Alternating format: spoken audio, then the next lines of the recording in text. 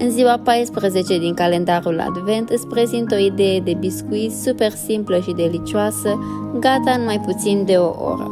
Amestecă într-un bol zahărul, esența de vanilie și oul. Adaugă uleiul, cacaoa și ulterior restul ingredientelor uscate. Găsești lista completă în descrierea clipului. Amestecă totul foarte bine până când obții un aluat ușor lipicios. Împarte aluatul în 4 bucăți și întinde fiecare bucată până când obții un șnur lung. Apasă cu o furculiță pe suprafața acestuia și taie-l în bucăți precum vezi în imagini. Așează bucățile pe o tavă tapetată cu hârtie de copt și coace în cuptorul preîncălzit la 180 de grade pentru 10-15 minute. Când biscuiții s-au răcit, trece integral sau jumătate prin ciocolată albă topită, apoi prin fulgii de cocos.